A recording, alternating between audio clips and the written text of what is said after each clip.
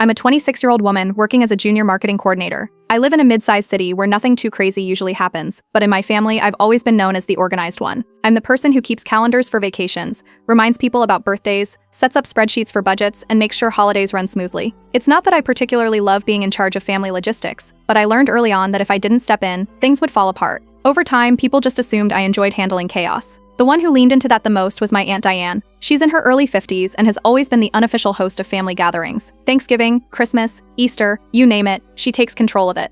The funny part is, she never wants to actually spend money on these events. Hiring a professional caterer or coordinator? Absolutely not. Instead, she ropes relatives into doing everything under the banner of family helping family. If you resist, she makes you feel like you're letting everyone down. When her daughter Becca got engaged, it was obvious to everyone that Diane would put herself in charge. The wedding wasn't hers, but she immediately treated it like her personal project. I thought it would mean her usual micromanaging and dramatic sighs when things didn't go her way. What I didn't expect was how directly I would be dragged into the middle of it. It started at a casual brunch one weekend. Diane sat across from me with a glass of orange juice and in the most breezy tone, said she wanted me to help out a little with the wedding, because I was so talented at organizing. I nodded politely, thinking she meant I'd weigh in on a few details. Maybe help with a guest list or give feedback on some decorations. That seemed harmless enough. That evening, I got a text from her that completely changed my perspective. Attached was a multi-page to-do list. It wasn't a list of small favors, it was a full wedding coordinator's job description. I'm talking about contacting florists, negotiating with vendors, building a master timeline for the entire event, creating spreadsheets for RSVPs, and tracking every deposit. She even had notes in the margins about making sure all the contracts aligned with her vision. She presented it as if she were doing me a favor, telling me I should feel honored to be trusted with so much responsibility. I laughed when I first saw it because I thought it was a joke, but the texts kept coming. Every day there were quick follow-ups or reminders, and every reminder was attached to a list of new things I needed to complete. When I pushed back and explained that I had a full-time job, she brushed it off completely. "You're young, you'll have the energy," she said, as if working 40 hours a week and then spending another 15 on unpaid wedding work was no big deal. Becca was oddly quiet during all of this. Whenever I tried to involve her, she just said things like, "Mom wants it this way," and left it at that. It was clear she wasn't going to stand up to her mother. My own mom noticed what was happening. She pulled me aside one evening and admitted that Diane was overloading me, but instead of intervening, she just muttered, "Do what you can." It was the kind of half-hearted support that really meant, I don't want to start a fight with my sister, but I'll step in if this continues. Within the first week, I was already putting in 10 to 15 hours outside my normal work schedule just to handle all the tasks Diane assigned. Vendor calls, Excel sheets, RSVP tracking, it all landed in my lap. Every time I thought I was caught up, she added more. It stopped feeling like I was helping family and started feeling like I had picked up an unpaid part-time job. I decided I needed proof of just how much time I was sinking into this. So I opened a document on my laptop and started logging everything. Every hour, every phone call, every spreadsheet I built, I wrote it down. I wasn't planning on confronting Diane just yet, but I wanted evidence. If things blew up later, no one could say I was exaggerating. By the end of that week, the log was already full of tasks that could have easily been handled by a professional planner. Diane, of course, acted like she was saving the family money by keeping it all in-house. But what she was really doing was exploiting me because she knew I wouldn't cause a scene. Looking back, it's almost funny how quickly it all escalated. One moment I was eating brunch and nodding along to a vague request for a little help, and the next I was knee-deep in contracts, seating charts, and color-coded budgets. At that point, I had no idea just how out of hand it was going to get, but I could already feel myself being pulled deeper into Diane's version of what a family favor should look like. The first couple of weeks after Diane handed me that giant to-do list, things spiraled faster than I expected. At first, it was 1 or 2 tasks a day, confirming a florist quote, checking if a bakery had the right date available, making sure the guest list matched the RSVP spreadsheet. But as soon as I finished one task, 2 or 3 more landed on me. Diane kept sending long texts filled with bullet points. Mood boards for decor, spreadsheets for seating charts, vendor calls she expected me to make. Everything came with a deadline, and she expected daily updates. It wasn't just behind the scenes either. Diane started introducing me to vendors as our coordinator. I didn't even know she was going to say it the first time, but once she did, she never stopped. Every florist, every DJ, every rental company, she would smile and wave toward me, telling them I was handling things. The vendors naturally started emailing me directly. They treated me like I was hired staff. In reality, I was just the niece who couldn't say no. The emails came in nonstop. Questions about deposits, changes to contracts, options for lighting, catering menus.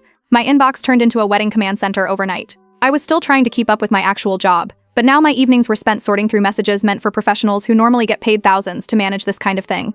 One evening, Diane sent me a massive Excel file she had titled Wedding Budget Board. It had dozens of tabs, flowers, catering, rentals, decorations, dresses, tuxedos, even transportation. She told me to track every single payment, every upcoming deadline, and every adjustment. She wanted it color-coded, fully updated, and accessible at all times. But she made it clear I wasn't allowed to make decisions. My role was to keep it all organized while she stayed in control of the choices. It was like being a secretary for a boss who didn't pay. By the third week, I looked at my log and realized I had put in over 40 hours. That's on top of my regular full-time job. It was like working a second part-time job without a paycheck. The list of tasks was endless, and every time I crossed something off, Diane added another. In the family group chat, Diane bragged constantly about how much money she was saving. She went on and on about how smart it was to keep the wedding in-house and how other people wasted money on planners. She never once mentioned that I was the one doing all the work. To her, it was just proof of how resourceful she was. I tried to check in with Becca, just to see if she was okay with how much her mom was controlling everything. She admitted she felt overwhelmed, but she avoided conflict at all costs. Every time I brought up something her mom had taken over, she just shrugged and said, "That's how she wants it." It was obvious she wasn't going to push back. The workload didn't slow down either. Diane started giving me weekend missions. She'd send a message late Friday night asking me to drive around and photograph venues, usually with less than 24 hours notice. If I told her I already had plans, she would send another message about how family comes first and how I needed to remember that weddings were once-in-a-lifetime events. The guilt trip was constant, layered on top of the already crushing list of responsibilities. The breaking point came when she asked me to attend a vendor showcase in another city. She sent me a list of booths she wanted me to check out and told me to ask questions on her behalf. I asked about travel costs, and she flatly told me to cover my own gas and parking because it's not that far. It was a full-day commitment, and I ended up going because I knew she would never drop it. The showcase was filled with brides who came in with their hired planners, women in suits with clipboards and checklists, people clearly paid to be there. I walked around alone with a crumpled list Diane had texted me, scribbling notes while vendors treated me like a low-budget substitute. Some gave me the side eye when I introduced myself as the bride's niece.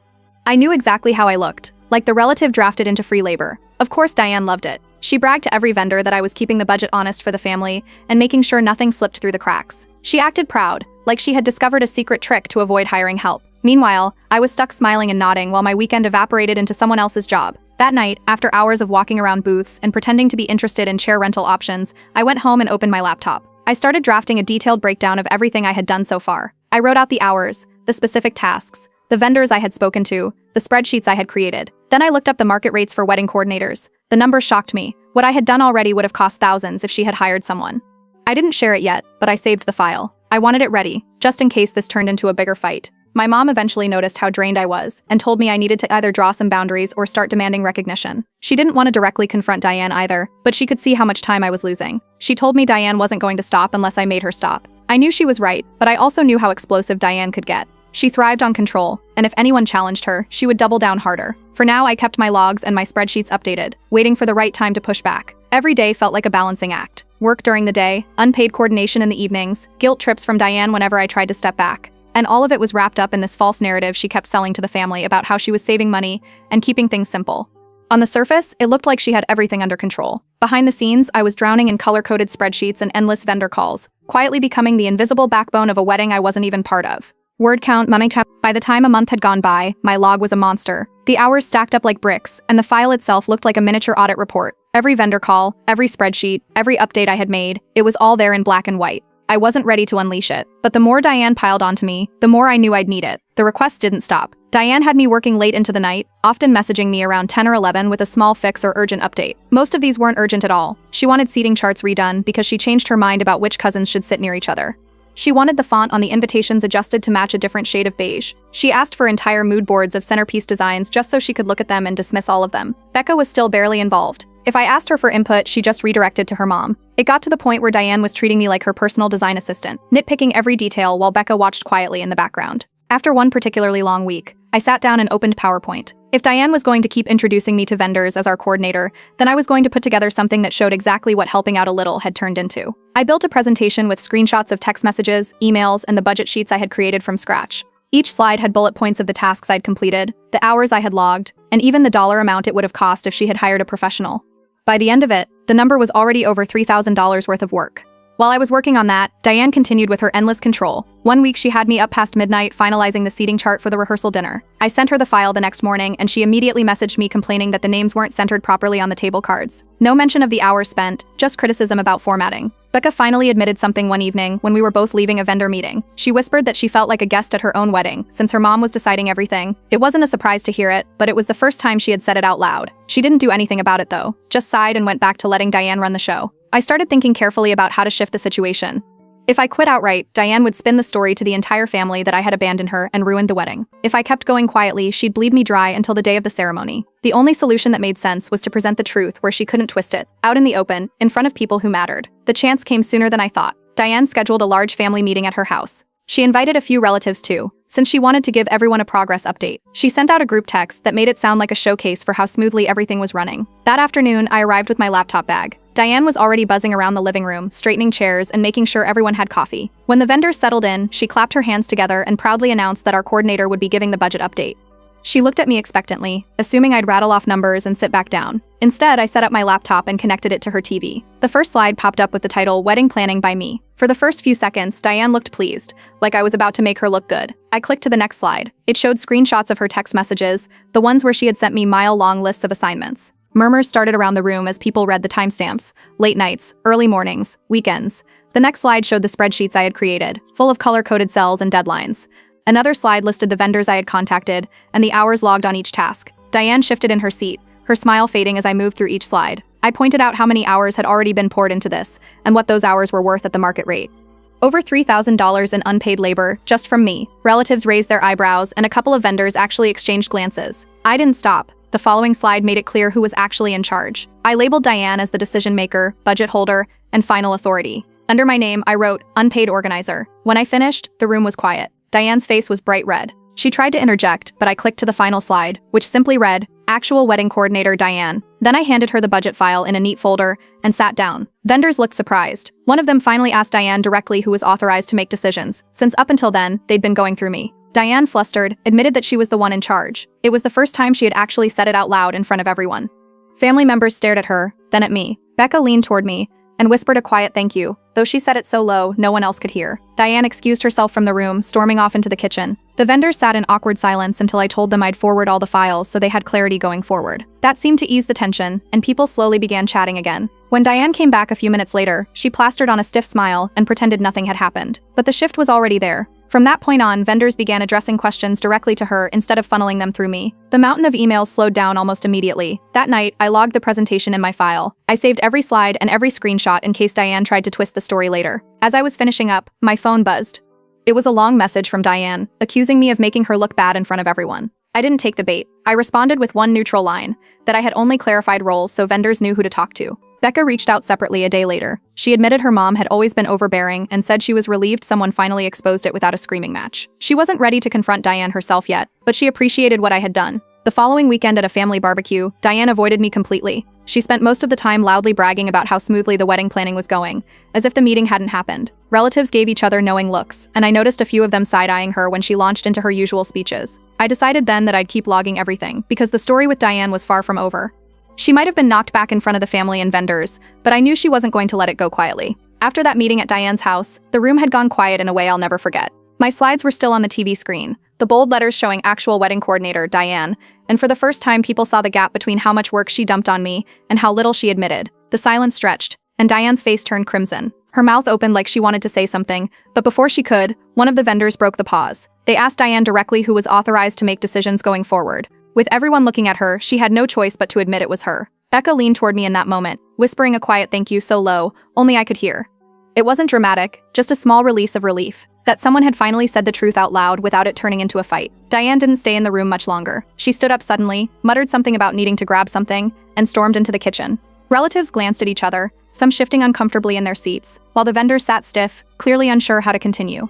I closed my laptop calmly and told everyone I'd forward the budget files to make sure they had everything they needed. The vendors nodded and started packing up their things, happy to have a clear direction. A few family members approached me while Diane was still out of the room, quietly complimenting how professional and composed I had been. When Diane came back, her face was set in a stiff smile. She poured herself coffee, sat down, and pretended as though nothing had happened. She didn't mention the slides, didn't acknowledge the questions, just shifted the conversation back to the menu and decorations. The tension in the air was obvious, though.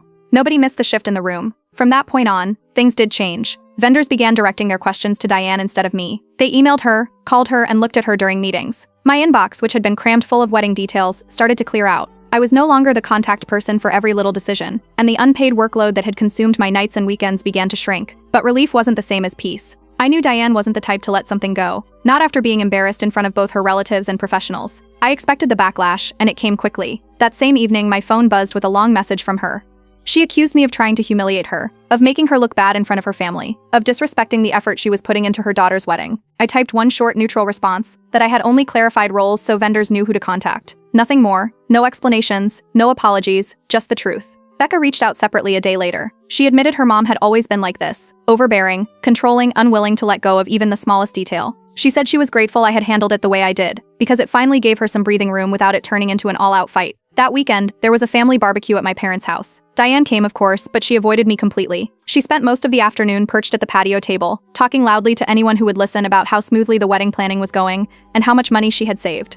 She bragged as though the confrontation in her living room had never happened. The relatives weren't buying it, though. I caught several of them exchanging looks, rolling their eyes when Diane launched into another speech about her savings. It was subtle, but I could tell people were starting to see through her performance. They had seen the slides, the logs, the hours, and the way she had left the room in a huff. It was no longer just my word against hers. Even with the vendors now going directly to her, I didn't let my guard down. I kept logging everything. Every text she sent, every request she tried to sneak back onto my plate, every time she brought me up in front of others. I made sure it was all saved in my file. The strange part was how Diane tried to rewrite what had happened. At the barbecue, she laughed and joked like she had orchestrated the presentation herself, spinning the story into something that fit her version of events. When she caught relatives' skeptical faces, she just talked louder, bragging about how the wedding was going to be the best anyone had ever attended. Behind her smile, the tension was still there. I could see it in the way she glanced at me across the yard. Quick flashes of irritation she covered up with forced cheer. She might have acted like everything was normal, but I knew better. The meeting had shifted something in the family. People weren't looking at me as the niece who always stepped in to help anymore. They were starting to see Diane for who she really was. And while I didn't say it out loud, I decided in that moment I'd keep logging everything from here on out. Diane wasn't done, and neither was I. A few weeks passed after the presentation at Diane's house, and for a short time it seemed like things were finally calmer. Vendors were now contacting Diane directly, and I had fewer late-night messages lighting up my phone. But it didn't take long before Diane tried to slip back into her old habits. She began sending me urgent vendor reminders again. They were smaller tasks than before, but still time-consuming. One day she sent a note about confirming the cake flavors. Another day it was a reminder to double-check the chair rental count. I kept my responses polite but firm. I told her she needed to handle them herself. At first she ignored me and just kept sending more. But when I didn't cave, she started getting irritated. At family gatherings, Diane tried a new tactic. She'd corner me in the kitchen or the hallway, holding some list or invoice, and push for snap decisions. If I told her I wasn't the one in charge anymore, she'd press harder, asking for my opinion in front of other relatives, so I'd look rude if I didn't answer. I stayed calm and repeated the same thing every time, that it was her role, not mine. The words seemed to frustrate her more with each interaction. Meanwhile, Becca started venting more often. She admitted her mother dismissed nearly every idea she suggested. From the style of the dresses to the vows she wanted to write, Diane had something negative to say about all of it. Becca said she felt like her voice didn't matter. I suggested she try leading her own vendor meetings instead of letting her mom dominate, but Becca hesitated. The thought of openly disagreeing with Diane made her nervous, so she kept quiet in front of her. Then something happened that proved Diane was still working behind the scenes. One afternoon, I got an email from the florist with an invoice attached. It was addressed to me because Diane had apparently given them my email months ago. Instead of ignoring it, I forwarded the message straight to Diane with a short note, "This is yours to handle." The reply came quickly. Diane was furious. She sent me a long message, accusing me of being ungrateful, reminding me of all the support she claimed to have given me over the years. It was a guilt trip disguised as a lecture, designed to make me fold. But I didn't engage with it. For the first time, my mother stepped in. She called Diane directly and told her to stop misusing my time.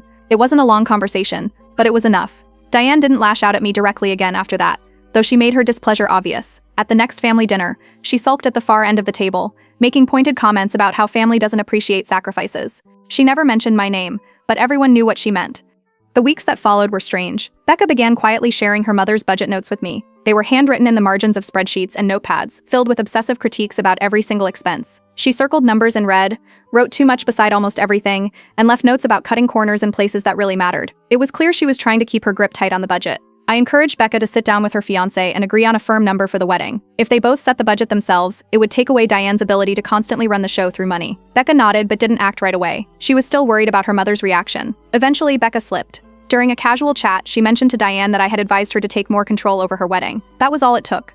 Diane lashed out, accusing me of meddling and interfering. She didn't hold back, calling me manipulative and claiming I was trying to turn Becca against her. The final straw came one Sunday after church. As everyone was standing outside talking, Diane cornered me near the parking lot. Her voice was low but sharp, full of accusation. She said I was undermining her authority and poisoning Becca's mind. I let her finish, then gave a calm, simple reply. I told her, she's the bride. Let her have her wedding. The words landed like a stone. For a second, Diane just stared at me, her mouth half open as if she wasn't used to anyone challenging her directly. She didn't yell. She didn't argue. She just turned and walked away, her heels clicking across the pavement. That moment didn't end the tension. It only deepened it. But it was the first time I had said it out loud, right to her face, in a way that couldn't be twisted. And even though the silence afterward felt heavy, the line was finally drawn. The shift came during a dress appointment that should have been routine. Becca had chosen a gown she liked, simple, elegant, with a clean cut that fit her personality. The moment she stepped out of the fitting room, Diane's reaction was immediate. She wrinkled her face and called it too plain, saying it didn't meet our family standard. The words carried the same heavy tone she always used when dismissing someone else's choices. But this time, Becca didn't shrink back. In front of the bridal consultant, the seamstress, and me, she straightened up and said she was going to wear the dress she wanted. The room went silent. Diane froze, staring at her daughter like she couldn't process what just happened. Then slowly, her glare shifted to me, as though I had pulled the strings behind the curtain.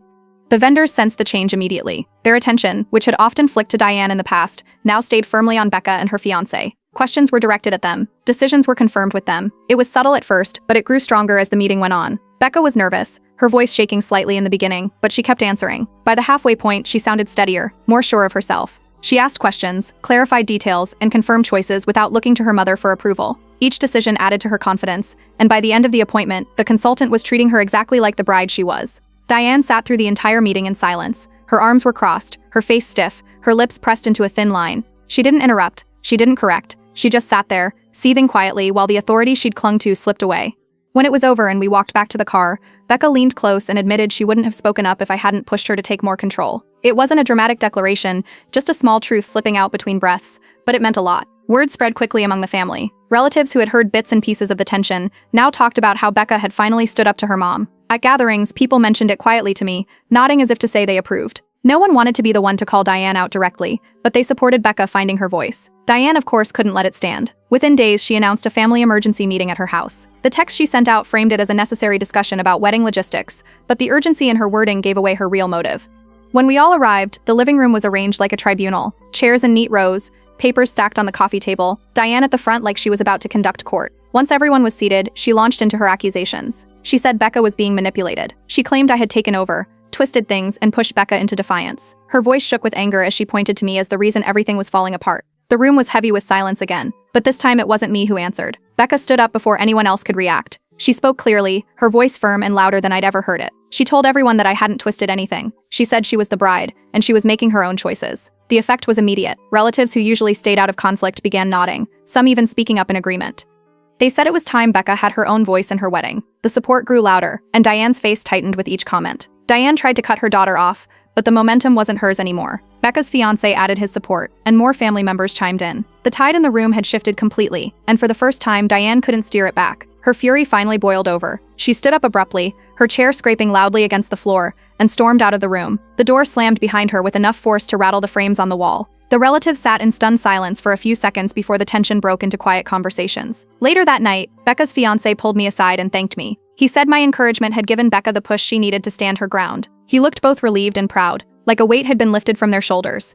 As I drove home, the thought settled in my mind. Setting boundaries with Diane had changed more than just my workload. It had shifted the entire family dynamic. For years, she had gone unquestioned, controlling everything through guilt and persistence. But now, with Becca stepping forward and relatives backing her, Diane wasn't the unchallenged authority anymore. The wedding week arrived, and the atmosphere felt different from the chaos of the earlier months. Becca was steadier, more confident, and openly taking control with her fiancé. Together, they finalized details, signed off on schedules, and coordinated directly with the vendors. The tone of every conversation shifted. Decisions were being made by the couple, not Diane. Still, Diane wasn't willing to surrender quietly. At the rehearsal, she tried inserting herself into the schedule, moving chairs around and suggesting different seating arrangements. Vendors who had already experienced her behavior didn't bother asking for her input. They looked to Becca and her fiancé, confirming details with them instead. Diane's interruptions became background noise, and her authority slipped further with each ignored comment. I kept myself polite but detached. I wasn't running around with clipboards or lists anymore. I offered small courtesies when asked, but mostly I stood back, watching how smoothly things went without me in the middle. The shift was obvious. Everyone now looked at Becca instead of her mother, and the respect in that change was undeniable. At the rehearsal dinner, Diane made one last attempt to drag attention back to herself. She stood up during her toast and spoke about family sacrifices, putting weight on the words like she wanted people to connect it to her efforts. The implication was clear. She wanted to undermine me, to paint herself as the backbone holding everything together. Before the silence could settle, Becca cut in with her own toast. She thanked her family, then turned directly to me. In front of everyone, she said she wanted to thank me for standing by her and helping her believe she could take the lead in her own wedding. The room clapped. Diane froze in her seat, her glass still raised mid-air. She didn't speak again after that. On the morning of the wedding, Diane showed up carrying a large binder labeled coordinator notes. It was her last-ditch attempt to prove she was still in charge. The binder was packed with timelines, sticky notes, and printed spreadsheets. She flipped it open dramatically in front of the florist, but the vendors didn't even glance at it. They had Becca and her fiancé's instructions already. They moved according to the couple's plans, leaving Diane's binder untouched on the table. The tension spiked when Diane tried to override a floral placement near the altar. She directed the staff to move arrangements to a different spot. Becca walked over, firm and calm, and told her she had already decided. She asked her mother to enjoy the day. The room went quiet for a moment. Then, without argument, the vendors continued following Becca's plan. Diane stepped back, her face tight, but she didn't push again. I stood in the corner, quietly observing. For the first time since the engagement, I realized I didn't need to step in anymore. Becca was steering her own wedding, confident and sure. Watching her take control was more powerful than anything I could have done for her. The ceremony itself unfolded beautifully. The weather was perfect, the music played without a hitch, and the vows were heartfelt. Becca walked down the aisle with confidence, her fiancé's eyes never leaving hers. The guests smiled and whispered about how well everything had turned out. Diane, meanwhile, sat in her row with her hands folded tightly in her lap. Her tension was visible, but the joy around her drowned it out. At the reception, the toasts began. After the best man and maid of honor spoke, Becca and her fiancé stood together with microphones in hand. They thanked both families, acknowledged the support they had received, and then Becca turned to me. She said she wanted to give me special thanks for helping her find the strength to stand on her own 2 feet. The applause that followed was genuine and warm. Guests clapped, vendors smiled, and people turned to look at me with nods of recognition. Diane stayed seated during the applause, her expression tight. She whispered to a few relatives at her table, but no one leaned in. No one engaged with her. The shift was undeniable. Her influence wasn't what it used to be.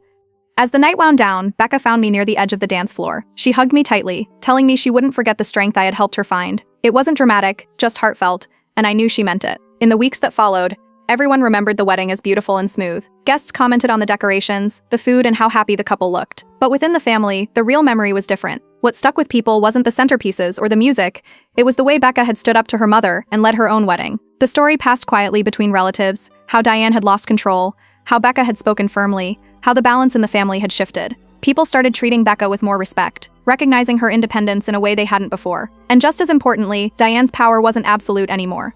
Her word no longer went unquestioned. For me, the ending was simple. By setting boundaries and refusing to let Diane use me as free labor, I had not only lightened my own load, but had helped change the family dynamic. What started as a brunch request for a little help had grown into months of unpaid labor, confrontation, and power struggles. But in the end, it ended with Becca steering her own wedding, and the rest of the family finally seeing Diane's control for what it was.